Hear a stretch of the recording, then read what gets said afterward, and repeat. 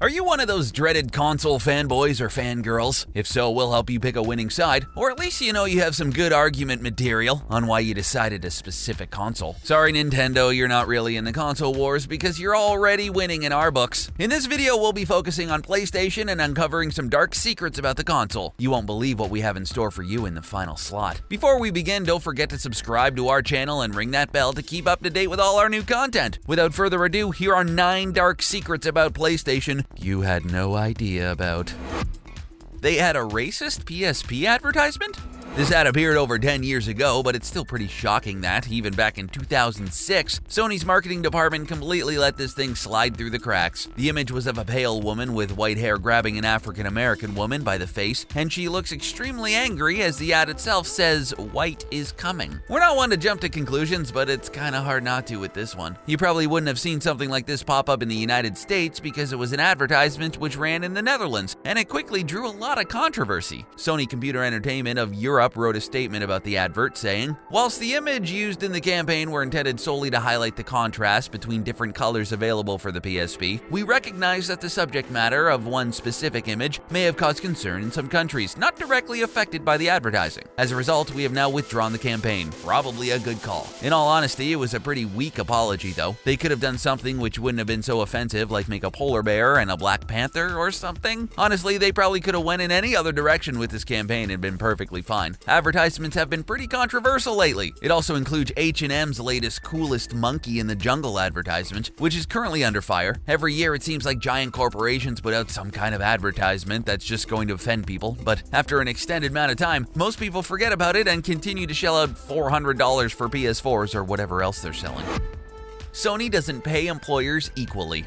You never want to work for a big corporation like Sony PlayStation because you might think, "Oh cool, I get a bunch of discounts and free PlayStation games," when in fact, the company discount is 35%, which isn't bad, and you get $10 to use every month on the PlayStation Store. That's all great and stuff, but you're probably not going to find many great titles for $10. When the Sony Pictures hack took place back in 2014, it was discovered Jennifer Lawrence was paid considerably less compared to her male counterparts in American Hustle and The Hunger Games. What was even more troubling about the email back when it was revealed, there was a staggering gender pay gap among Sony staffers as well. One of the emails contained a spreadsheet listing of 6,000 employee salaries, and 17 of the staffers were making upwards to $1 million, but only one of them was a woman. If you continued to look at the spreadsheet, the pay of the co-presidents of the production at Columbia Pictures also proved the gender pay disparity when Michael DeLuca was making $2.4 million, and Hannah Minghella was paid $1.5 million for the exact same job. They both have been with the company for over 10 years, but they have now went in different directions, where DeLuca works for Universal and Minghella is with TriStar. Sony is one of the biggest companies in the world, and the fact that it can't pay men and women equally for the same job with the same amount of experience in 2018 speaks volumes about who's in charge there. Chinese students were forced to make PS4s for credits. Sure, we had to do a lot of really revolting things in college. Probably don't want to talk about it. Earmuffs, kids. Let's be honest, homework is for the birds, but some Chinese college students were forced into actual labor to get college credits. More than 1,000 Chinese college students were forced to manufacture the PlayStation 4 as part of their internship work at Foxconn factory. These students spent about 2 months at the plant and were told the internship was mandatory. Their diploma would also be withheld from them if they didn't participate in the internship. If they considered dropping out of this program, it meant they would lose out on all 6 credits worth of courses. So even though they were given other tasks beside this, they were also expected to sometimes perform manual labor. They were all paid the same of any Foxconn employee, which equaled out to $261 a month. The school these students attended ended up getting into trouble for forcing the students to work overtime, as well as overnight shifts, which was in violation with the company's policy. Also, we'd like to note this same plant came under fire when they were found to have used underage minors to make the Wii U. My goodness. After this came to light, Sony was forced to create the Sony Supplier Code of Conduct in 2015, which stated every supplier had to agree and adhere to the policies of the Sony Group to comply with all the applicable laws, work ethics, labor conditions, and respect for human rights, environmental conservation, and health and safety. That all seems super obvious. PS2 chips were linked to guided missile attacks. This turned out to be a complete myth, but we thought we'd mention it just because, if it were true, it would have been crazy. In late 2000, there were reports from both the media and the grapevine stating Saddam Hussein had been stockpiling a bunch of PlayStation 2 systems. He wasn't doing it because he thought it'd be worth a fortune in the future, but instead, people believe the more than 4,000 consoles that made their way to Iraq were meant to do some major harm. So how could a kid's toy cause any damage? Well, apparently. These rumors said Hussein had been hoarding PS2 systems for their chips, and fears began to grow. People had the idea that, by stringing 10 to 20 of these consoles together, a supercomputer power enough to guide missile systems could be created. Yeah, it sounds like a complete hoax, and that's because it was. In reality, you could connect a series of PS2 consoles and then use the processors, but it would require a special feature Iraq would have needed years to develop after the PS2 debuted. In all honesty, maybe Saddam Hussein just wanted to play some Grand Theft Auto Vice City while he went into hiding. Not everything has to result in guided missile attacks.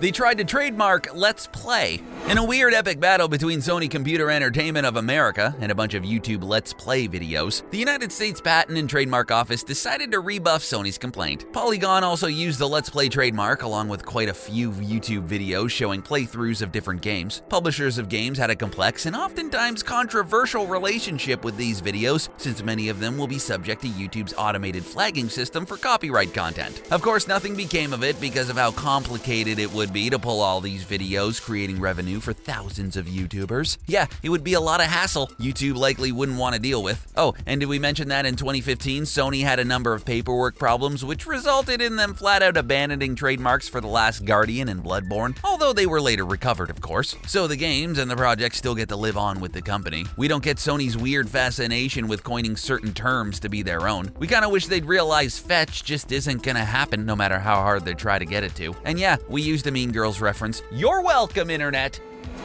The Sony Ericsson Xperia Play. Okay, so the real name for this little gem was the Xperia Play, and it was meant to be a smartphone that could shapeshift into a handheld game console. It was also produced by Sony Ericsson, so as much as we want to have high hopes for this device, they quickly sunk when we realized what the Xperia Play was actually going to be like. The early 2010s was marked by a rapid expansion for smartphones, since they could quickly download cheap games, but Sony's attempt to jam two very different devices into one turned out to be a major waste of time and a failure. Shocking. They probably should have just stuck with their handheld Vita and been happy, but no, they wanted to enter the mobile phone market with no real competitive product. Although the device was originally rumored to be the PlayStation phone, the company went in another direction, putting it under the Xperia brand, which would run off the Android operating system. The device didn't do very well in the market. In fact, by 2012, it was stated after following the same beta testing and developer discussions, the Xperia Play couldn't receive the Android 4.0 update because of stability concerns. The one redeeming factor was that since the phone ran on Android, it could install and play some great homebrew games. It could also run emulators for older game systems like the Commodore 64, Sega Dreamcast, and the Game Boy Advance, as well as many others. But we promise, if you didn't get the Xperia Play back in 2011, you didn't miss much.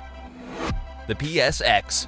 The PSX never really saw the light of day, at least not in the Western market anyways. It was a Sony digital video recorder which had a fully integrated PS2 video game console built inside. It sounded pretty cool since it was designed to be a consumer video device which didn't even carry the usual PlayStation branding. The high cost of this device resulted in extremely poor sales in Japan. This meant the PSX would never be released outside the country. We definitely see why the PSX didn't make it far in Japan, as it came in two different choices, the 160GB model and the 250GB model. If you wanted the one with less memory, you were looking at paying around $700 or 79,000 yen, while the 250GB version would cost around $850. These are some pretty impressive numbers for the early 2000s, and most people weren't willing to spend that kind of money, and I don't blame them. The PSX was also the first device to use the X-Cross Media Bar graphical user interface, which would later be featured on the PS3 and the 2008 era Sony Bravia TVs. It's safe to say it was ahead of its time, and it was released almost 3 years before the PS3, but it was just a big bulky eyesore which became a commercial failure for Sony. So sad, so tragic.